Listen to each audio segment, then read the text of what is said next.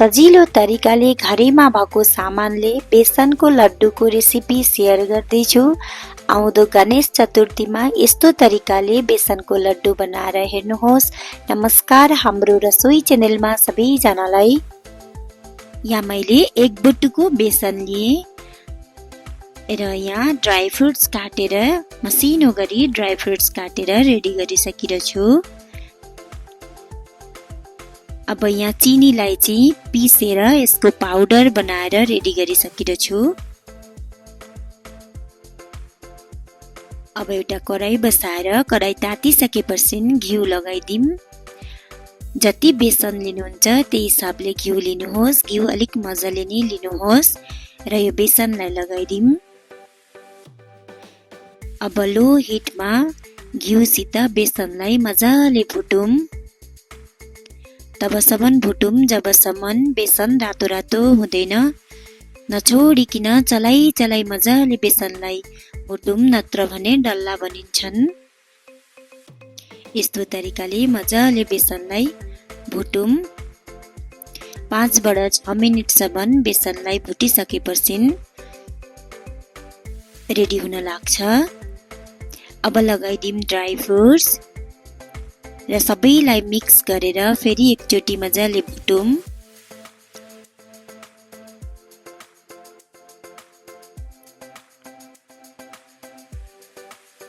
यस्तो तरिकाले बेसनको लड्डु बनाएर आउँदो गणेश चतुर्थीमा प्रसाद बनाउनुहोस्। साह्रै राम्रो लाग्दछ।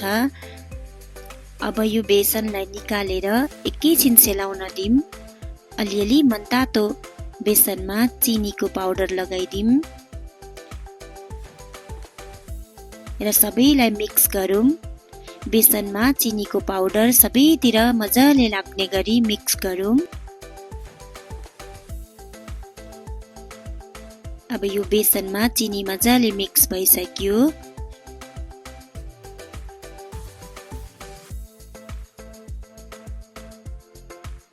अब एउटा प्लेटमा सबै बेसनलाई निकालेर लड्डु बनाउन रेडी गरौँ।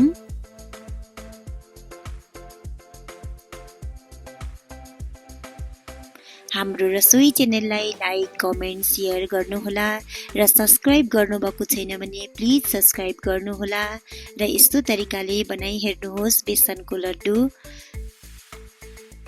अब जत्रा लड्डु चाहिन्छन् त्यही हिसाबको बेसनलाई लिएर मजाले गोला गोला लड्डु बनाएर रेडी गरौँ।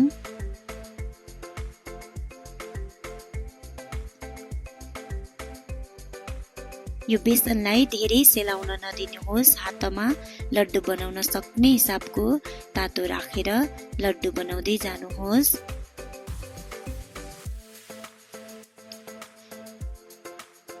यसरी गोला गोला लड्डु सबै बेसनको लड्डु बनाएर रेडी गरौँ।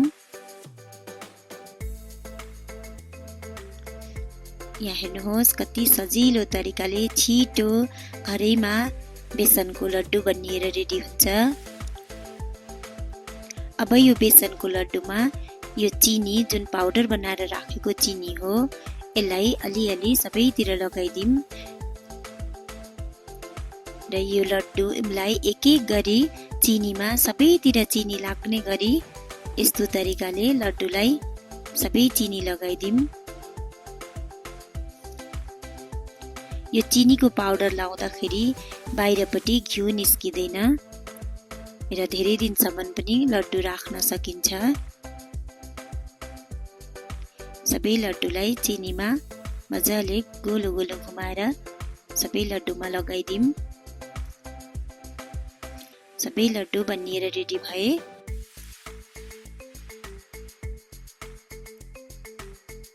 र गणेशजीको प्रसाद रेडी गरौँ यस्तो तरिकाले।